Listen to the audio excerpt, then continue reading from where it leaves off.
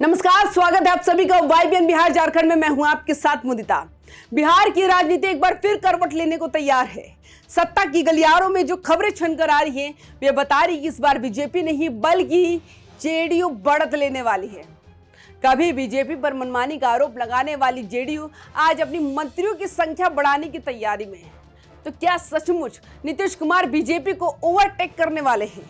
Cabinet विस्तार में कौन कौन आ सकते हैं, कौन सी जाति समीकरण साधे जाएंगे और क्या दूसरे दलों के विधायक भी शामिल हो सकते हैं? आज हम इस पूरे सियासी खेल को गहराई से समझेंगे, तो हमारे साथ इस पूरी वीडियो को अंत तक जरूर देखें।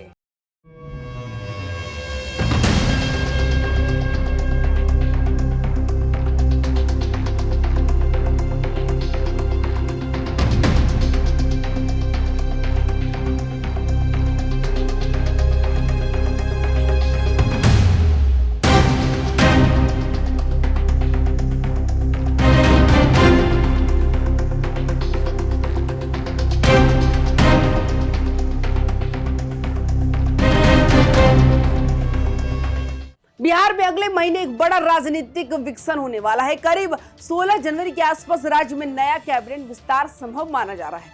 ये विस्तार महज एक औपचारिकता नहीं होगा, बल्कि सत्ता संतुलन और राजनीतिक संदेश दोनों तरह से बेहद अहम होगा। सूत्रों के मुताबिक इस विस्तार में कुल 9 नए मंत्रियों को शपथ दिलाई जाएगी, जिसमें जेडीयू के कोटे से 6 नए मंत्री, बीजेपी के कोटे से 3 नए मंत्री शामिल होंगे। पहले नीतीश सरकार के मंत्रिमंडल में जेडीयू का प्रतिनिधित्व अपेक्षाकृत कम था, अब तस्वीर बदलने की तैयारी है। जेडीयू अपना दबदबा बढ़ाना चाहती है। सीधे सीधे कहा जाए तो बीजेपी पर ओवरटेक का चरण शुरू हो चुका है। बीते दिनों एक बड़ी राजनीतिक चर्चा जोर पकड़ रही थी कि जेडीयू कई दलों के संपर्क में है। कुछ विधायकों को जोड़कर जेडीयू खुद को विधानसभा की सबसे बड़ी पार्टी बनाना चाहती है, लेकिन अब यह खबर कम से कम अभी के लिए सूत्रों के अनुसार खंडित कर दी गई है। जेडीयू के एक वरिष्ठ नेता का साफ कहना है कि इसकी जरूरत ही नहीं, फिलहाल कोई जोड़ तोड़ की योजना नहीं है। इस बयान के बाद माहौल थोड़ा साफ हुआ। मतलब ये कि जेडीयू फिलहाल विधायकों को तोड़कर संख्या बढ़ाने की राजनीति नहीं कर रही, लेकिन एक चीज 100% स्पष्ट है कि कैबिनेट विस्तार में अपनी ताकत बढ़ाने में जेडीयू कोई कसर नहीं छोड़ रही। जो जानकारी सामने आ रही है उसके मुताबिक 16 जनवरी के आसपास जेडीयू की 6 नए चेहरे शपथ लेंगे। ये बेहद बड़ा संकेत है। एक तरफ नीतीश कुमार अपने संगठन और जाति समीकरण मजबूत कर रहे हैं, दूसरी ओर ये दिखाना भी चाहते हैं कि सरकार की रियल कमान किसके हाथ में है। बीजेपी भी अपने कोटे से 3 नए मंत्रियों को शामिल करेगी। अभी बीजेपी की 14 मंत्री है और जेडीयू के 8। कैबिनेट विस्तार के बाद जेडीयू का प्रभाव क्षेत्र काफी बढ़ जाएगा, क्योंकि इतने सारे विभाग पिछले मंत्रियों के पास एक साथ थे। अब विभागों का बोझ भी कम होगा और सत्ता का संतुलन भी बदलेगा। कैबिनेट विस्तार का सबसे दिलचस्प पहलू है जाति संरचना का संतुलन। सूत्र बताते हैं कि इस बार कुशवाहा समुदाय और अति पिछड़ा वर्ग ईबीसी के नेताओं को ज्यादा प्रतिनिधित्व मिलने वाला है। नीतीश कुमार बिहार में अपने राजनीतिक आधार को मजबूत करने के लिए कुशवाहा और ईबीसी मतदाताओं को एक बार फिर साधने की कोशिश में है। राजनीति में जाति संतुलन एक ऐसी रणनीति है जो न केवल वोट बैंक मजबूत करती है, बल्कि गठबंधन की दिशा भी तय करती है।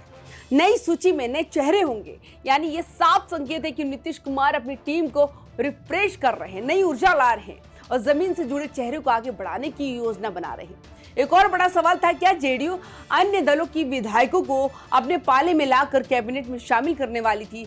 बताया जा रहा है कि कई दिनों से इस तरह की चर्चा तेज थी, लेकिन अब जवाब साफ है। जेडीयू के सबसे सीनियर नेताओं ने स्पष्ट कर दिया कि पार्टी किसी भी तरह की तोड़फोड़ की योजना नहीं चला रही। ना कोई जोड़, ना कोई तोड़ और ना ही कोई गुप्त रणनीति। हाँ, अगर कोई स्वेच्छा से आना चाहता है तो द्वार खुले हैं, परंतु जेडीयू की ओर से कोई प्रयास नहीं किए जा रहे। इस बयान के बाद जोड़ तोड़ की अटकलें काफी हद तक शांत हो गई। बिहार में कुल 36 मंत्री बनाए जा सकते हैं। पिछली शपथ में जिन मंत्रियों को शामिल किया गया था उनकी संख्या इस प्रकार है: बीजेपी के 14 मंत्री, जेडीयू के 8 मंत्री, एलजेपी रामविलास के 2 मंत्री, हम के 1 मंत्री और आरएलएम के 1 मंत्री। अब बचा हुआ कोटा जेडीयू और बीजेपी का है। तो आगामी विस्तार में कुल 9 और मंत्री शपथ लेंगे।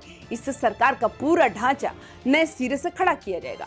नीतीश कुमार सामंजस्य और संतुलन बनाने में माहिर नेता माने जाते हैं और इस बार भी वे बिहार की राजनीतिक गणित को नए सिरे से सजाने वाले हैं। कैबिनेट में नए चेहरे को शामिल करने का सीधा मतलब है कि नीतीश सरकार युवा, सक्रिय और जातीय रूप से संतुलित चेहरे को आगे लाना चाहती है। राजनीतिक संदेश स्पष्ट है कि जेडीयू अब केवल साझेदार नहीं बल्कि सरकार का ड्राइविंग फोर्स बनकर उभरना चाहती है। बीजेपी को भी अपनी रणनीति पुनः तय करनी होगी, क्योंकि जेडीयू अब पहले वाली कंफर्ट जोन वाली पार्टी नहीं रही। इस बार वो हर कदम सोच समझकर और आत्मविश्वास के साथ आगे बढ़ रही है। तो दोस्तों, आने वाला महीना बिहार की राजनीति में कई बड़े बदलाव लेकर आएगा। जेडीयू का बढ़ता आत्मविश्वास, बीजेपी की सीमित बढ़त, जातीय समीकरण की नई विसात और नीतीश कुमार की नई टीम, ये सब मिलकर एक बिल्कुल नया राजनीतिक संतुलन तैयार करने वाले हैं। तो क्या जेडीयू सच में बीजेपी को ओवरटेक कर लेगी? क्या नए चेहरे बिहार की राजनीति में नई दिशा देंगे? और क्या जातीय संतुलन से सरकार के लिए नई मजबूती बनेगी? आपको क्या लगता है कि आने वाला कैबिनेट विस्तार बिहार की राजनीति में कौन सी नई तस्वीर उकरेगा? अपनी राय कमेंट में जरूर बताएं। वीडियो अच्छा लगा हो तो लाइक और शेयर कीजिए और हमारे चैनल को सब्सक्राइब करना ना भूलें। धन्यवाद।